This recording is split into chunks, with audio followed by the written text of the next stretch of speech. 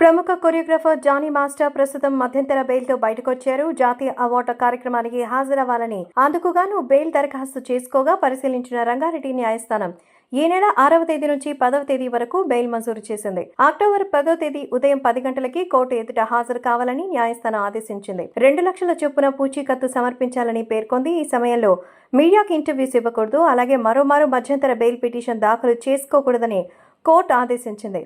Johnny తనపై లైంగిక వేధింపులకు పాల్పడ్డారంటూ ఆయన అసిస్టెంట్ ఇటీవల పోలీసులకు ఫిర్యాదు చేశారు. 2017లో జానీ మాస్టర్ పరిచయం అయ్యారు. 19లో అతని బృందంతో సహాయ నృత్య దర్శకురాలిగా అయితే ఛాయన అవ్వడం జరిగింది. ముంబైలో ఒక సినిమా చిత్రీకరణ నిమిత్తం జానీ మాస్టర్తో పాటు తను ఇంకో ఇద్దరు వెళ్లారట. ఆ సమయంలోని హోటల్లో జానీ మాస్టర్ తనపై అత్యాచారానికి పాల్పడ్డారని, ఈ విషయం ఎవరికైనా చెప్తే మరి సినిమా ఇండస్ట్రీ నుంచే ఆయనని బహిష్కృతం చేస్తారని, అంతేకాకుండా ఆ తాళలేక మరి భరించలేక ప్రస్తుతం ఆ యొక్క ఇబ్బందుల నుంచి బయటపడాలనే ఉద్దేశంతో ఆ అమ్మాయి జానీ మాస్టర్ మీద కేసు పెట్టినట్టు చెప్తారు. అయితే జానీ మాస్టర్ భార్య మాత్రం అందుకు వ్యతిరేకంగా చెప్తోంది.